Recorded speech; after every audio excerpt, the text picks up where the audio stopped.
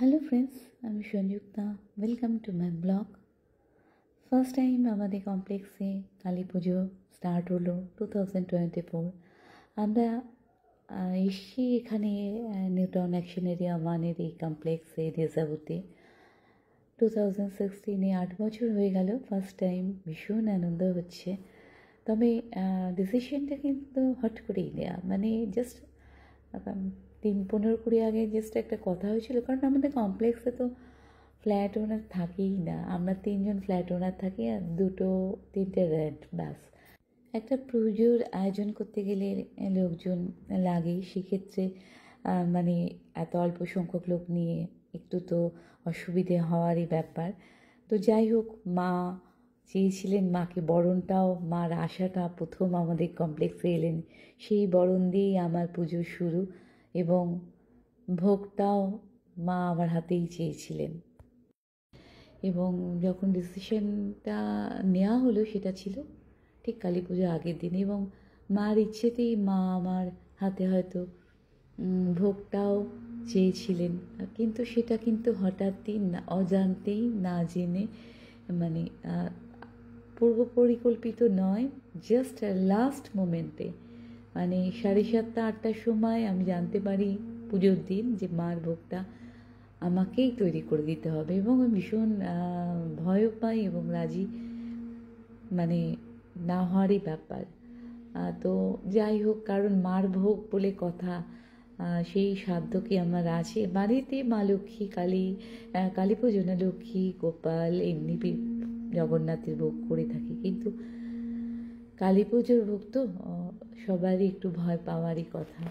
তো যাই হোক, সেটাও করেছি, মার বরণও আমি করেছি।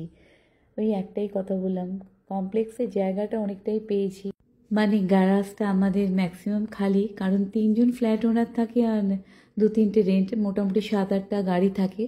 এবং আমাদের সাইডে যে বিল্ডিংয়ের প্যাসেজটা আছে দু সাইডে, সেখানেও কিছু গাড়ি আমরা সরিয়ে দিই, গ্যারাজেই আমাদের পুজোটা হয়। বেশ বড় গ্যারাজ, 30টা ফ্ল্যাটের গ্যারাজ, কারণ এখানে ফ্ল্যাটগুলো বেশ বড়, মানে প্রত্যেকটা ফ্ল্যাটই বিগ সাইজ। তো অসুবিধা আমাদের হয়নি, জায়গার প্রচণ্ড বড় জায়গা। এবং নেক্সট টাইম আমরা পুজো করব এবার, যেহেতু হঠাৎই একদিনের সিদ্ধান্তে পুজো, হয়তো সঠিকভাবে গোছানো হয়নি, ফল টলগুলো কেটেছেন আমাদের পুরোহিত যিনি এসেছিলেন তিনি। এবং ভোগ রান্নার ব্যাপারটা বলি, যে সেটাও আমাদের পুরোহিত যিনি ব্রাহ্মণ, উনি একজন ব্রাহ্মণ, ভোগ রান্না করে দেওয়ার জন্য কথা ছিল, তবে লাস্ট মোমেন্টে সেটা ক্যান্সেল হয়, এবং সেটা তখন কালী পুজোর দিন সন্ধ্যে 7টার সময় জানা যায়। এবারে পুজোটা 6টার আগেই অমাবস্যা পড়েছে, এবং আমরা স্টার্টিংয়েই, মানে পুজো একদম সন্ধ্যে 7টা থেকেই শুরু করব বলেছি, যাতে 11টার মধ্যে শেষ হয়ে যায়। ফার্স্ট টাইম পুজো তো তখন আমাদের যিনি ব্রাহ্মণ পুজো করতে এসেছেন, উনি 7টার সময় এসে জানাচ্ছেন, যিনি ভোগ করবেন বলেছিলেন তিনি আসেননি, এবং আমি সেই টাইমে রেডি হয়ে পুজোয় নামবার জন্যে মানে রেডি হচ্ছি। ঠিক তখনই আমাদের যে কেয়ারটেকার ছেলেটি আমাকে ফোনে জানায়, ম্যাডাম মায়ের ভোগটা যদি আপনি করেন, কারণ যিনি করার কথা ছিল আসছেন না। তখন সন্ধ্যে 7টা, আমি বলি যে পুজো স্টার্ট হবে, হোমযজ্ঞ হবে, দেখবো, এবং 10টার মধ্যে পুজো কমপ্লিট আমি কী করে করবো? আর মা কালীর ভোগ কোনোদিন করিনি, এটা আমার পক্ষে সম্ভব নয়। তো আমি ওকে না করি, কিন্তু আমার হাজবেন্ড তারপরে উপরে এসে, তখন 7:30 বেজে গেছে, আমায় জানায় পুজোর নিচ থেকে সব শুনে গুছিয়ে গেছি। কারণ আমার হাজবেন্ড এবং আরেকজন ফ্ল্যাট ওনার, তারা দুজনেই আগের দিন থেকে যখন ডিসাইড, দুজনেরই সিদ্ধান্ত ঠিক করেছিল পুজো করব, এবং তিনিও, তার নামটি না বলে পাচ্ছি না, শ্যামল দাই যিনি বসে আছেন, তিনিও অনেক সহযোগিতা সব সময়, সব কিছু। যদিও আমাদের ফ্ল্যাটের হেল্পিং হ্যান্ড যারা কেয়ারটেকার, সিকিউরিটি আছে, তারা সমস্ত ফল, বাজার, দোকান, A to Z জিনিস আনা নেওয়া সবই করেছে, তাদের পরিশ্রম, অক্লান্ত পরিশ্রম করেছে, লাইটিং সব কিছু, কিন্তু এরাও করেছে। আমার হাজব্যান্ডও আগের দিন থেকে অফিসিয়াল কাজ সেরে করেছে, মানে মানে কি বলবো, জাস্ট মানে সাথে থাকে, এবং কোনটা সিস্টেমেটিকভাবে হবে, এই যে অ্যারেঞ্জমেন্টে, এই সব নিয়ে এরা সব ব্যস্ত ছিল। এবং ওপরে এসে জানায় 7:30 সময় না তুমি ভোগ করো, এবং তাকে বলি, আমার হাজব্যান্ডকে বলি যে না, এটা সম্ভব না, মা কালীর ভোগ, আমার ভীষণ ভয় লাগে। তবে আমার হাজব্যান্ড একটি কথা বলে যেটি আমার খুব ভালো লাগে, যে মা কালীর ভোগ নয়, মার ভোগ হিসেবে করো। তখন আমি সাহস পাই এবং যথারীতি যেমন সবসময় পাশে থাকি, ওই ভোগ রান্নার সময় সে তখন পুজোর নিচে না গিয়ে আমার পাশেই ছিল। যদিও সে কোনো দিন 22 বছরে আমাকে 1 কাপ চা করেও খাওয়ায়নি, না আমি দিইনি। আমি শুনেছি যে বিয়ের আগে চা করতে পারতো, ম্যাগি করতে পারতো, কিন্তু আমি দিইনি। টাচউড, ভগবান আমাকে সবসময় সুস্থ রেখেছে। একটা জিনিস শেয়ার করতে ইচ্ছে করলো, আজ 22 বছর হলো আমাদের বিয়ে হয়েছে, আজ পর্যন্ত এরম কোনো দিন আসেনি যে আমি রান্না করব না, বা হয়তো ফ্রিজে অনেক কিছু আছে সেই হিসেবে করিনি আলাদা, কিন্তু অসুস্থ বা কোনো কারণবশত করব না, এটা কখনো হয়নি। আর সুইগি, জোম্যাটো সেটা বলি, আজ পর্যন্ত না আমার বাড়ি, না আমার শ্বশুর বাড়ি, না আমার বাপের বাড়ি এক বাড়ির জন্যে, একটা জিনিসের জন্যে পা দিয়েছে। আমি যদি ফ্রিজে এমনভাবেই সিস্টেমেটিক রান্না করি, সব সময় যদি 2 দিন 3 দিন না করি, আমার কিন্তু ভেজ ননভেজ থাকেই, এবং প্রয়োজন হলে আমি ডাল ভাত, আলু সেদ্ধ, ডিম সেদ্ধ বা এই ধরনের কিছু লাইট খাবার আমি বানিয়ে নিতে পারবো। আজ পর্যন্ত ভগবান এই আশীর্বাদ আমাকে করে গেছেন, এটাই আমার কাছে সব থেকে বড় পাওয়া। আর কালী পুজোর পর দিন একটু ঠাকুর দেখতে, মানে 1-2 ঠাকুর দেখবো ডিসাইড করে বেরোলাম। একটা পুজো হয় কাছেই, পুজোটা কিন্তু বেশ বড় হয় এবং মাও বেশ বড় এবং সুন্দর। তারপর আমাদের আশেপাশে নিউ টাউন দেখাই একটু। সকলের প্রচেষ্টায় ভালো পুজো হয়, এবং পরদিন সন্ধ্যাবেলা আমি একটু আশেপাশে, মানে আমি আমার হাজব্যান্ড যেটা করেই থাকি, ছেলেও থাকে, তো ছেলেকে মিস করছি লাস্ট ইয়ার থেকে, ওই জন্যে তো পুজোয় এখন আমরা বাজি জ্বালানো বা সব কিছুই কমিয়ে দিয়েছি, জ্বালাই না বাজি বলতে গেলে, ঠাকুরও সেইভাবে দেখি না। কালী পুজোয় তো গতবারও দেখিনি, বাড়িতেই যা লাইট টাইট দিয়েছিলাম, তবে এবারে একটু মনটা ভালো লাগবে বলে বা একটু বেরোলাম। এই হচ্ছে কালী পুজো হয়েছিল, বিসর্জন হয়ে গেছে। এখানে প্রত্যেকটা ব্লকে গায়ে গায়ে দুর্গা পুজো হয়, কালী পুজো অতটা হয় না। তো আমাদের এই কমপ্লেক্সটা আমি জাস্ট একটু শর্ট করেই দেখাই। এই হচ্ছে আমাদের কমপ্লেক্স। আমি বললাম লোক থাকলে খুবই ভালো লাগলো। এখানে আমরা 3 জন ফ্ল্যাট ওনার আর 2-3টে রেন্টে, রেন্ট লোকও খুব কম, এবং ম্যাক্সিমামই এনআরআই আছে, দুবাইয়ে আছে, ব্যাংককে আছে, ইউএসএ আছে, লন্ডনে আছে, আর কিছু আছে গুজরাটেও আছে। যাই হোক, বা কলকাতাতেও 1-2 জন আছে, তাদের এটা সেকেন্ড হাউস।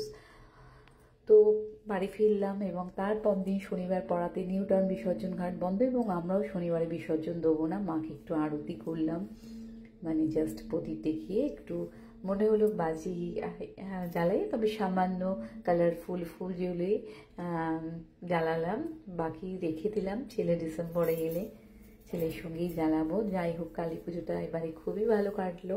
আর এই হচ্ছে আমাদের সামনে জিম রুম। 8 বছর ধরে 8+ হয়ে গেছে এসেছি, আমরা ফার্স্ট ঢুকেছি দেজাবুতে। তো জিমে আজও গেলাম না, না গেল আমার হাজবেন্ড, না গেল ছেলে, না গেল আমি। এবারে অবশ্য জুন মাসে ছেলে যখন সামার ভ্যাকেশনে এসেছিল, সেই টাইমে আমি জোর করে ছেলেকে পাঠিয়েছিলাম 2-3 দিন জিমে।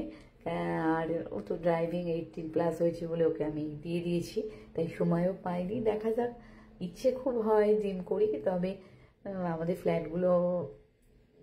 ফ্ল্যাট ওনারও নেই, কেউ আসে না, একা একা কি জিম করব, তাই আর যাওয়া হয় না। আর এই টুকটাক বাজিটাজি জ্বালিয়ে পরদিন বিসর্জন হবে, মনটাও খারাপ। তো বিসর্জনের বরণও আমাকেই করতে হবে জানি, তবে ফ্ল্যাট ওনার বেশি থাকলে খুব আরও বেশি এনজয় করতাম।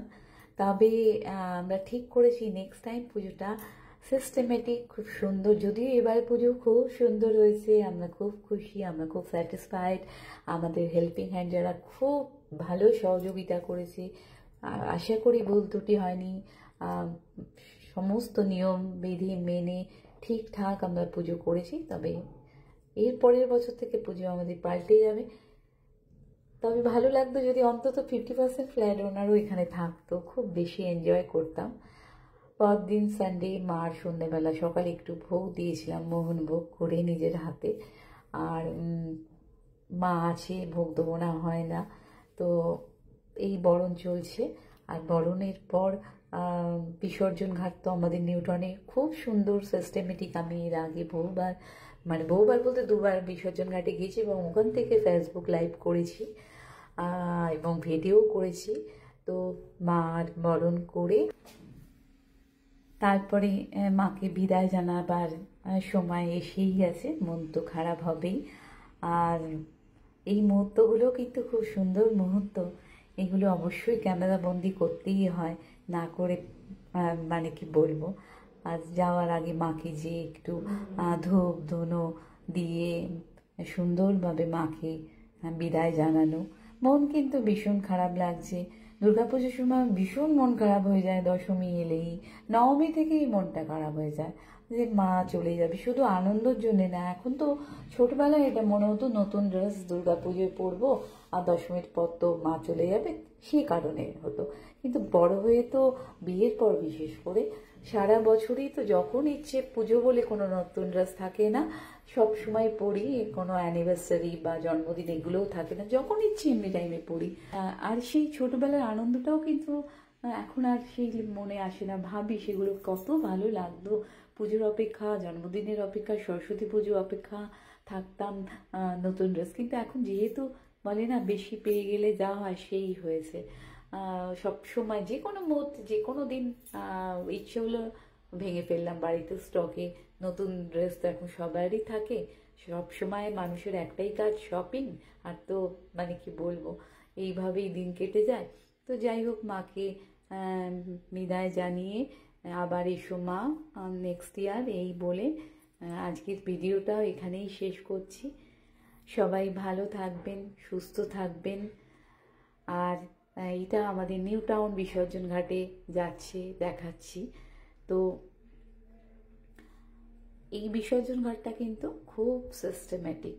এখানে কিন্তু একদম পুলিশ দিয়ে সিস্টেমভাবে দুজনের বেশি ঢুকতে দেওয়া হয় না। যাদের পুজো এইভাবেই তৈরি। আমরা তো আগে বিসর্জন দেখতে গিয়েছিলাম, এখানে যেতেই পারিনি। তো আজকের ভিডিওটা এখানেই শেষ করলাম।